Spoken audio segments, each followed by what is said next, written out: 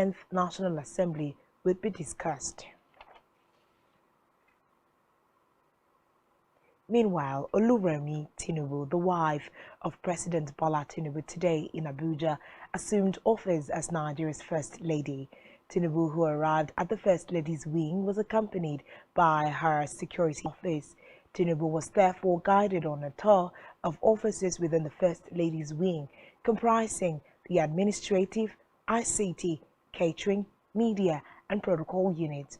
She was born on September 21, 1960, to Ishekiri's mother and Yoruba's father. She holds a bachelor state governor between 1999 and 2007, and thereafter was elected senator representing Lagos Central in the Senate.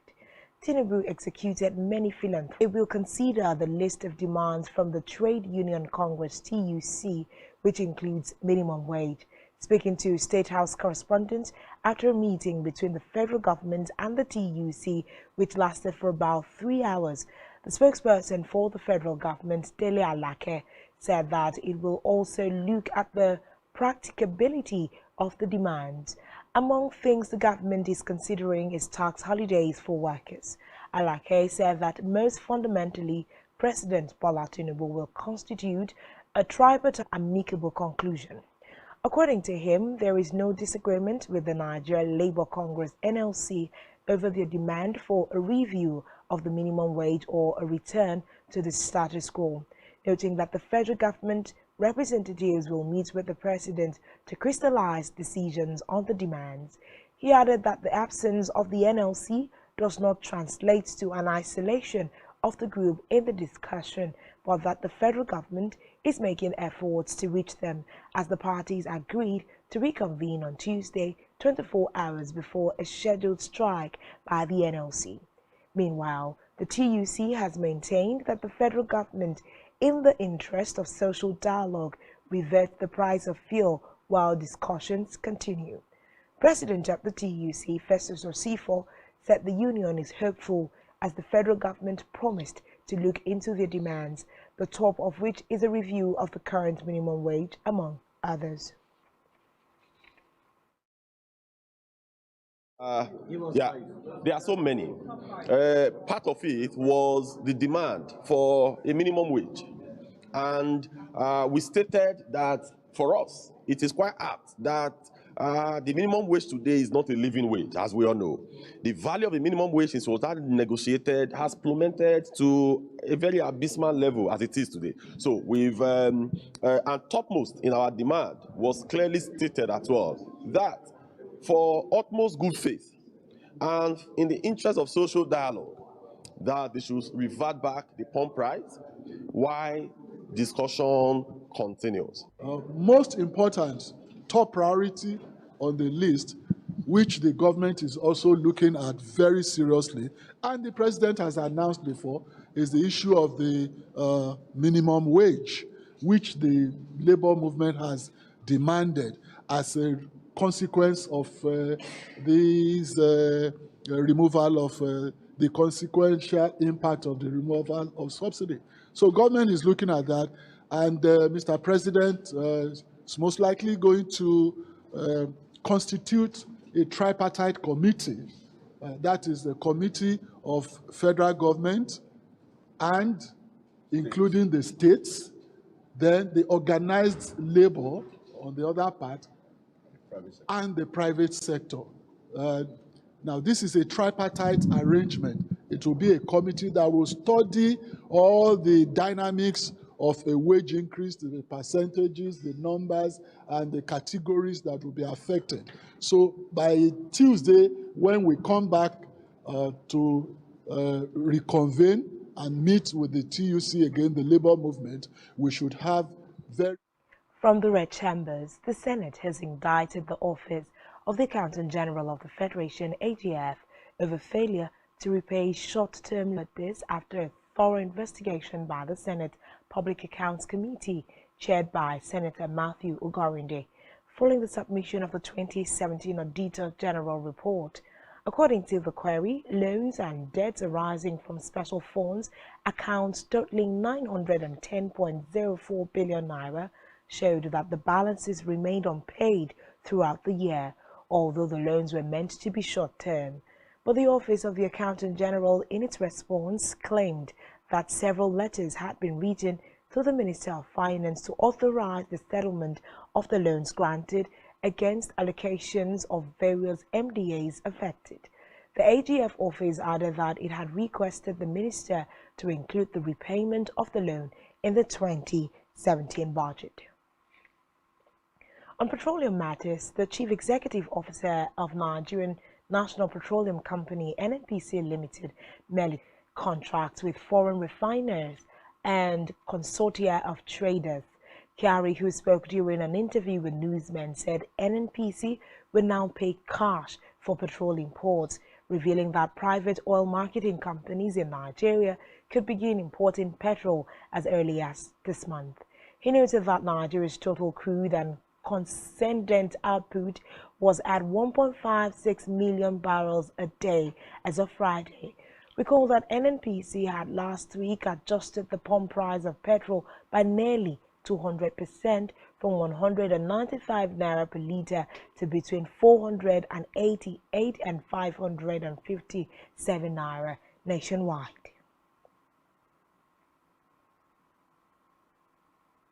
In a separate development, former Deputy President Nigerian Labour Congress (NLC) Amechi Osonyi has asserted that there is no going back on the proposed strike scheduled for Wednesday, as he claims the federal government has not handled the subsidy removal process properly.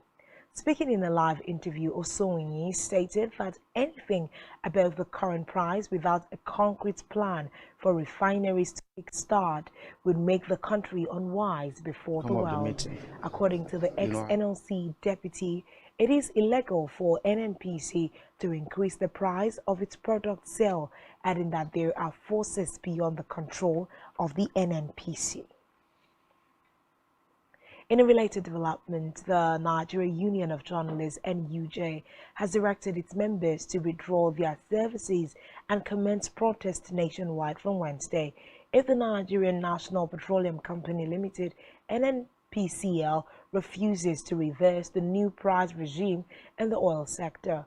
According to a statement by the National Secretary of the NUJ, Shaibu Usman Leman, the decision was reached after an online emergency Central Working Committee meeting of the union. The meeting, he said, was convened to discuss issues surrounding the decision by the federal government to remove fuel subsidy and the position taken by the Nigerian Labour Congress. Leman noted that after presentation by the NUJ National President Chris Izuzo and the National Treasurer Bamidele Atumbi on the position taken by NLC on the matter, members unanimously adopted the position of Labour Union on the issue. In another development, Socio-Economic Rights and Accountability Project (SERAP) has urged President Bola Tinubu to probe the $2.1 billion and 3.1 trillion naira subsidy payments allegedly missing and unaccounted for between 2016 and 2019. SERAP made the call in a statement by its Deputy Director, Kolawole Oluwadare. SERAP urged Tinubu to set up a presidential panel of inquiry to promptly probe the grim allegations that $2.1 billion and 3.1 trillion naira public funds of all revenues and budgeted as fuel subsidy payments are missing and unaccounted between 2016 and 2019. As documented by the Auditor General of the Federation, the organization urged Tinubu to urgently act to follow due process of law in any policy to remove fuel subsidy, ensure that suspected perpetrators of these crimes against Nigerians are brought to justice, and full recovery of any missing public funds. SERAP threatened that should the president ignore its demands to order a probe within 3 days, it would resort to a lawsuit. People have been advised to join in raising awareness about environmental protection and actions needed to keep the environment safe from plastic pollution. Speaking with Spectrum Television on the significance of the day and possible ways to curb several issues bothering the environment, an artist, John Edom, said that the day should be a reminder that people's actions on plastic pollution matters. He noted that this year's celebration is the 50th anniversary of World Environment Day, which focuses on solutions to plastic pollution. Edom talked on the possible solution to solving environmental pollution. Further speaking, Edom advised that everyone should be proactive about their daily activities so as to avoid environmental pollution. He added that plastic waste should be recycled into new products to help reduce the level of littering in the environment that causes environmental pollution. World Environmental Day is celebrated each year on June 5 to create awareness about environmental protection and actions needed to keep the environment safe. We move now to Africa, where the deputy head of Sudan's ruling council, Malik Aga, has welcomed negotiations for a further ceasefire, but said no truce can hold until all forces are withdrawn from the capital. According to Aga, the talks represent the best hope of ending the fighting. Reports say Sudanese military leader Abdel al-Burhan recently appointed Aga, a former rebel leader, to replace his former deputy, Mohamed Hamdan Dagalo. Meanwhile, there has reportedly been an alarming escalation of violence in Khartoum and in the western Darfur region since the negotiations in Saudi Arabia broke down last week, as the army and the Rapid Support Forces (RSF) accused each other of violating the truce. Still in Africa, the Red Cross in Senegal has said that almost 360 people were reportedly injured in violence that broke out after the opposition leader Ousmane Sonko was sentenced to 2 years in prison. Reports say at least 16 people have died in the clashes between demonstrators and security forces in the capital Dakar and Sonko's home city, as supporters of Sonko say his conviction on charges of corrupting a young woman are politically motivated. Meanwhile, the government has restricted access to the mobile internet to stop what it called subversive messages from being shared. On the foreign scene, a woman once branded Australia's worst female serial killer has been pardoned after new evidence suggested she did not kill her 4 infant children. Reports say the woman named Kathleen Folbig spent 20 years in prison after a jury found she killed sons Caleb and Patrick and daughters Sarah and Laura over a decade. But in recent inquiries, scientists believe they may have died naturally. The 55-year-old's case has been described as one of Australia's greatest miscarriages of justice.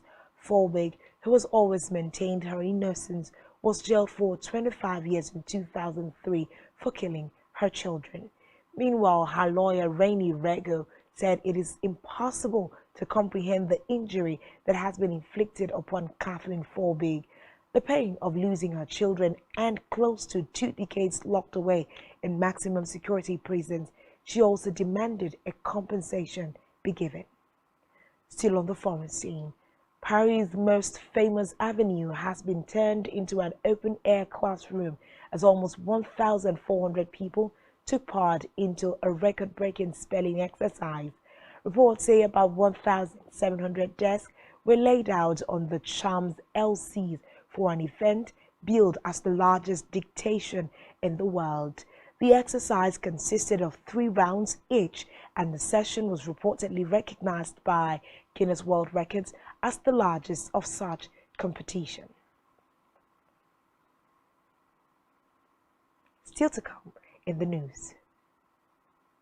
FCT 21 states declare Olympic Day run on June 24. To stay with us for details after the break.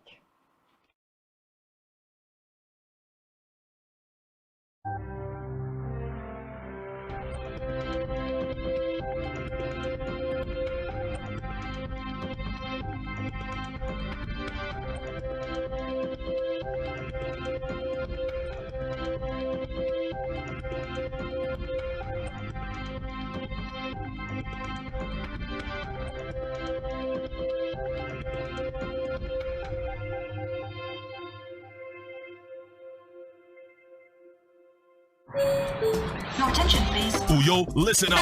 Igbo Air is turning 4, and we are turning up. With a first of its kind drive-in cinema featuring our world record breaker Hilda Bassi live in Uyo, Nollywood stars Imeb Bishop, Iniedo, and Chidi Mogame. Also featuring Kenny Black, Dan Dizzy, Itbaudo, and lots more performances. Side attractions include stunts by bikers and BMW Club. There'll be live painting and graffiti wall. It's a cruise party. Date is Friday, 9th of June 2023. Venue is a car park Tropicana Entertainment Center, Uyo. Time, red carpet and main event 5 p.m. while the movie is 8 p.m. prompt. Proudly supported by Guinness, BMW, Jameson Irish Whiskey, Cold Stone, Tropicana Mall, Ibom Icon Hotel and Golf Resort, Domino's Pizza, DreamWorks Direct, Iwalewa Art Gallery, and many more. This event is strictly by invitation. Stay tuned to this platform and all Ibom Air's social media platforms for more information. Ibom Air, flying forward. This event is powered by Clola Media.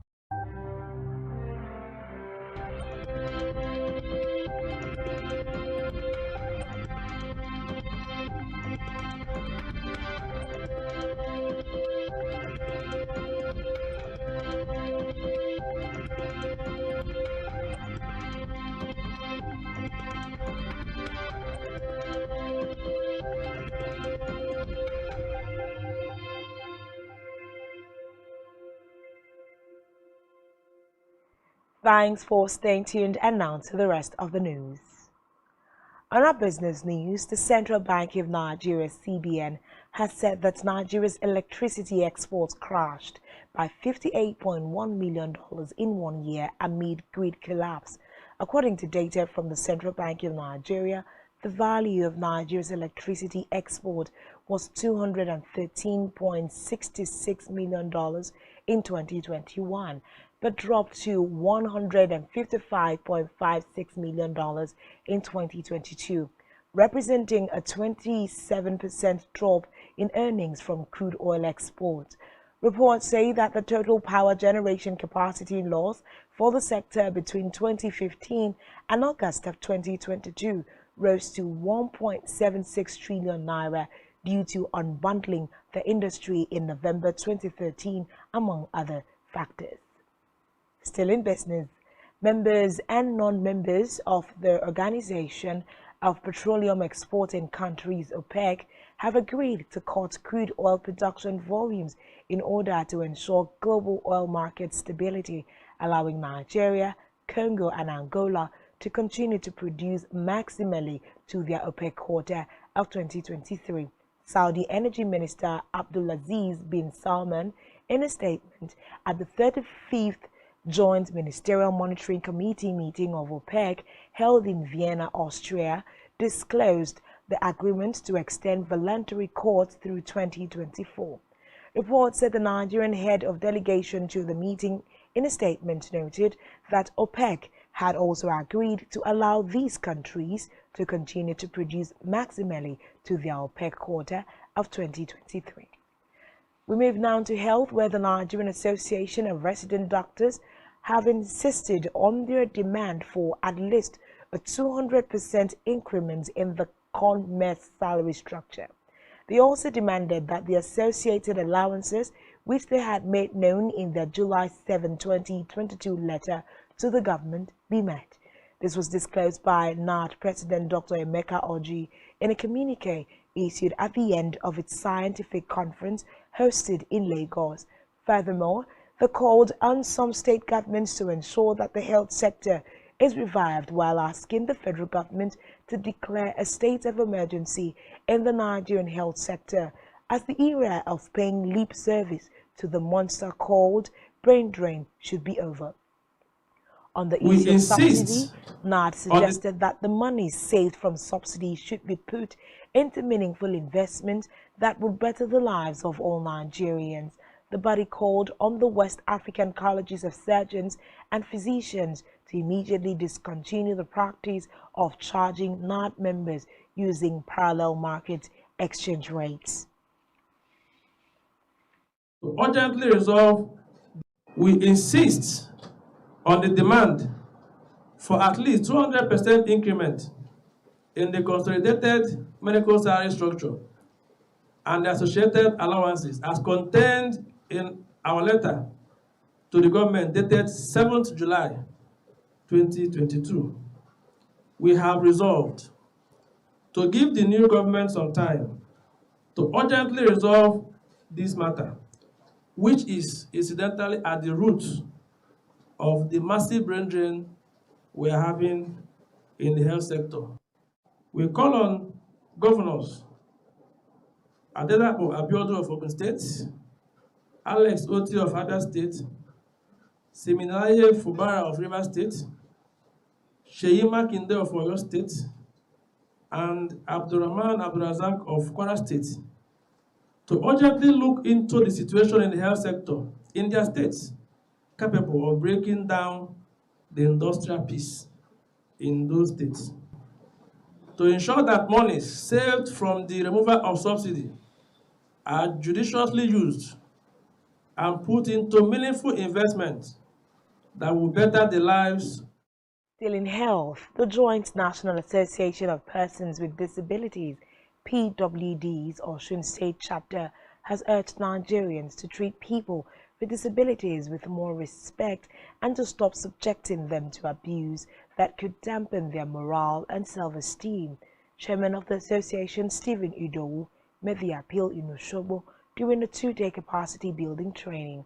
According to Udowu, PWDs are already struggling to survive in a society that hardly provides for their basic needs, and subjecting them to other forms of abuse would make life more difficult for them. He noted that they should be encouraged and shown more respect, shunning any kind of treatment that can bring down their morale. Move now to sports. 22 states of the Federation have declared intention to stage the 2023 Olympic Day run as part of activities to promote the Olympic values of excellence. The Public Relations Officer of the Nigeria Olympic Committee, NOC, Tony Nzenya, revealed this in a statement. He said the event has been scheduled to run through one of the NOC commissions, the Sports for All. Nzenya also listed the 22 states of the Federation that have entered to stage this year's Olympic Day run, to include Anambra, Edo, Bayelsa, Kebbi, Yobe, Kwara, Ondo, and Gombe. Others are Sokoto, Ogun, Osun, FCT, Jigawa, Taraba, Delta, Oyo, Sokoto, Kano, Imo, Nasarawa, Kogi, and Borno State. Still in sports, Zlatan has announced his retirement from football after AC Milan's final match of the Serie A season.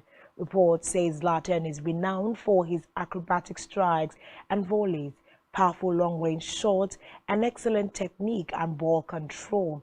He is regarded as one of the greatest strikers of all time and is one of the most decorated active footballers in the world, having won 34 trophies in his career. He has also scored over 570 career goals, including more than 500 club goals. On entertainment news, Battle on Booker Street is set to launch exclusively on Prime Video on the 16th of June. Recall that the movie is already a box office sensation, having record-breaking success at the highest grossing film nationwide in 2022. Battle on Booker Street promises to delight audiences with its unique storyline and featuring a stellar ensemble cast, including the incomparable Funke Akindele, Mercy Johnson, Sola Sobowale, and more. Battle on Booker Street showcases razor-sharp wit, impeccable comedic timing, and a perfect balance of uproars, comedy, and pungent reflections on family, love, and the power of unity, with its vibrant visuals and unforgettable characters. Still on entertainment, strip pop sensation Zinoleski has released a new single titled A1 Feeling Disorder. This comes after the singer released his sensational singer Many Things.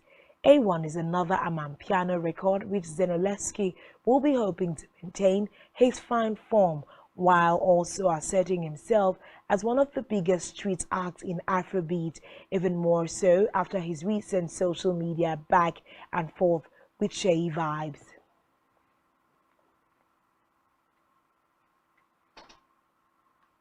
And that's all we have for you at this time. Do well to follow us on social media. Subscribe to our YouTube channel. All of it you can find on our website, spectrumtv.ng. You have been watching Spectrum TV News at 4. I am Uyai Aneka. Thanks for watching, and I do hope you enjoy the rest of your evening.